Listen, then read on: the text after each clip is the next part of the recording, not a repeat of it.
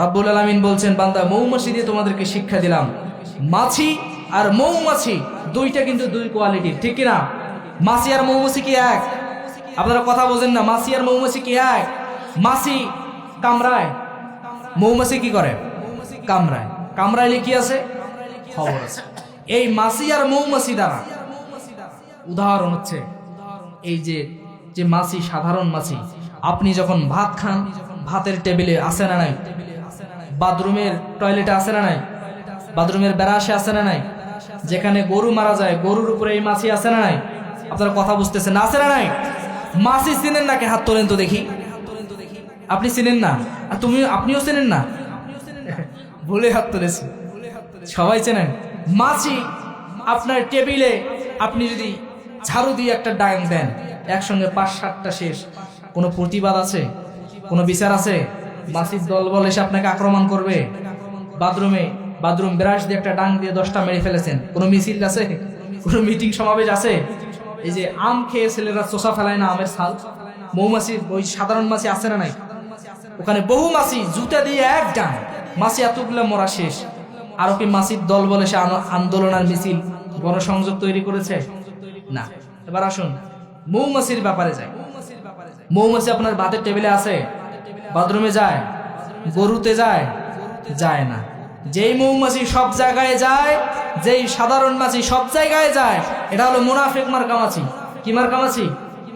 আর যেটা মৌমাছি, এ কখনো বাথরুমে যায় না? যায়? কখনো ভাতের টেবিলে যায় না? যায় নাকি? কখনো পথভ্রষ্ট হয় না, আমের আটিতে যায় না। সুতরাং এই মৌমাছি থেকে শিক্ষা হচ্ছে, এই মৌমাছির চাক যদি আপনার বাড়িতে থাকে, এলাকার 10-8 জন ছেলে যদি ওই মৌমাছির চাকে একটা ঢেল দেবার নিয়াত করে যদি বিসমিল্লাহ বলে ঢিল দেয়, মৌমাছি মনে হয় বিসমিল্লাহর তাকে দিয়ে ক্ষমা করবে। হ্যাঁ, ক্ষমা করবে। কি করবে? তো গোষ্ঠী শুদ্ধ উদ্ধার করবে। কথা বলেন ঠিক কিনা? মৌমাছির দলবদ্ধ ভাবে চলে। মৌমাছির একটার উপরে একটু আঘাত, একটু আসর আসলে রানী বলে দেয়, যাও ওই বেটাকে খেয়ে ফেলো, ঠিক কিনা? মৌমাছির দল বলে সে ওটাকে সাইজ করে ফেলে। ঠিক আমরা বিশ্বের মুসলিম হয়ে গেছি ওই যে সাধারণ মাছির মতো। আমরা যাই টয়লেটে, আছে না নাই? আমরা যাই আমেরাটিকে চাটবার জন্যে, আবার আমরা যাই মরা গড়িতে খাবার জন্যে। আলেম ওলামা সাধারণ মানুষ সব মানুষের এক ভূমিকা। আর মৌমাছিতে আমরা যাইতে পারি নাই। মৌমাছি চলে ঐক্যবদ্ধ হয়। কথা বলেন ঠিক কিনা?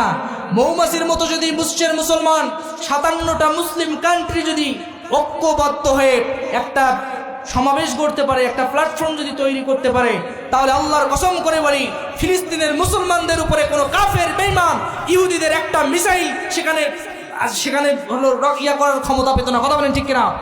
ইহুদিদের মিসাইল আজকে ফিলিস্তিন আর গাজাকে ধ্বংস করে দিয়েছে, কারণ এরা জানে এরা মুনাফিক মার্কা মুসলমান, ঠিক কিনা? এদের ঐক্য নাই, এদের কোনো কিছুই নাই।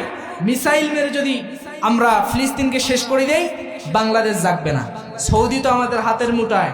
একজন রাষ্ট্রশাসক ইরানের, তিনি প্রতিবাদ ছাড়া আর কোন মুসলিম কান্ট্রি মুখের বুলিয়া ছাড়া প্রতিবাদ করার মতো ক্ষমতা কাফেরদের সামনে পায় নাই। কথা বলেন ঠিক কিনা? সুতরাং মৌমাছি থেকে শিক্ষা নিতে হবে। মৌমাছি থেকে শিক্ষা যদি নিতে পারেন, তাহলে তারা যদি জানে 57টা মুসলিম কান্ট্রি থেকে যদি 1000 করে মিসাইল ইহুদিদের সেই প্রাসাদে মারা হয়, ইসরায়েলে যদি মারা হয়, 57,000 মিসাইলকে ঠেকানোর মতো আয়রন ডোমের কোনো ব্যবস্থা নাই। কথা বলেন ঠিক কিনা? সুতরাং আমাদেরকে ঐক্যবদ্ধ হতে হবে। আল্লাহ সেই মেসেজ দিয়েছেন। সূরা নাহাল, এই শব্দের অর্থ হচ্ছে মৌমাছি। কি নাম? আসতে বলেন, নাহাল অর্থ কি? মৌমাছি। এত কিছু থাকার পরে আল্লাহ মৌমাছি দিয়ে কেন উদাহরণ দিলেন? পবিত্র কোরআনে আল্লাহ বলছেন, ও দুনিয়ার মানুষ, আমি লজ্জাবোধ করি না, আমি শরমও করি না তোমাদের জন্য ছোট্ট একটা মশা দিয়া উদাহরণ দেওয়ার ব্যাপারে। সুবহানাল্লাহ বলেন। একটা মশার কাছে নমরুদকে আল্লাহ তাআলা ধরাশায়ী বানিয়ে দিয়েছেন। কথা বলেন ঠিক কিনা? একটা সাগরে আল্লাহ তাআলা পানির কাছে ফিরআউনকে ধরাশায়ী বানিয়ে দিয়েছেন। সুতরাং আমার প্রিয় বন্ধুগণ, আল্লাহ এই মৌমাছি দিয়া উদাহরণ দিতেও লজ্জাবোধ করেন